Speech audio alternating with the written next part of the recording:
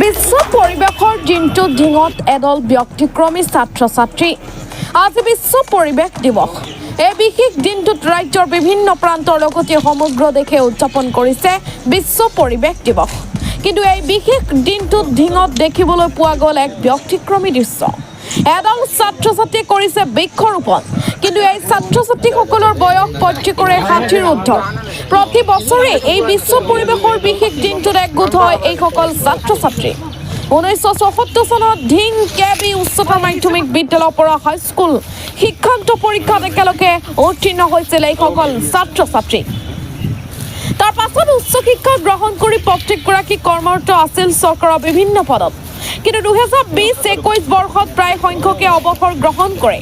তাৰ পাছৰ পৰাই বিশেষ ছাত্ৰ ছাত্ৰীৰ দলটো বিশ্ব পৰিৱেশ দিৱসৰ দিনটোত একগোট হৈ বিভিন্ন ৰাজহুৱা স্থানত বৃক্ষৰোপণ কৰি আহিছে। আজিও এইসকল ছাত্ৰ ছাত্ৰী একগোট হৈ ঢিঙৰ ঐতিহ্যমণ্ডিত শ্ৰী শ্ৰী জগন্নাথ মন্দিৰত কৰিলে বৃক্ষৰোপণ। সঁচাই ব্যক্তিক্ৰমী এইসকল বয়োজ্যেষ্ঠৰ মনৰ চিন্তাধাৰাৰ লগতে কৰ্মপৃষ্ঠা আৰু একতাৰ বান্ধোন। নৱজ্যোতি শইকীয়াৰ ৰিপৰ্ট, UNB নিউজ।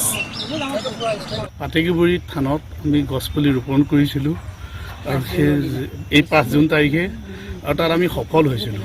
আমাৰ কেইজনমান যেনে প্ৰশান্ত শইকীয়া, তপন শইকীয়া, অশোক শইকীয়া সেই সমিতিত পাটেকিবুৰী থানৰ সমিতিত আছিলে আৰু তেওঁলোকে তাত মানে আঁত ধৰি পেলাই গোটেই কামখিনি আমাৰ 1974 চনৰ বেটছ হৈ পেলাই কৰি আগবঢ়াইছিলে আৰু আমি তাত সফল হৈছোঁ। গছপুলি ৰোপণ কৰাৰ উপৰিও আমি তাত গছপুলি বিতৰণ কৰিছিলোঁ। বিতৰণৰখিনি কি হ'ল আমি যদিও নাজানো, কিন্তু ৰোপণৰখিনিত আমি সম্পূৰ্ণ ছাকচেছ হৈছোঁ। গাৰ্ড দিছোঁ, বাউণ্ডেৰী দিছোঁ, দি পেলাই যাতে গৰু গাই অনিষ্ট কৰিব নোৱাৰে, মানুহে নিব নোৱাৰে তাৰ ব্যৱস্থা কৰিছোঁ।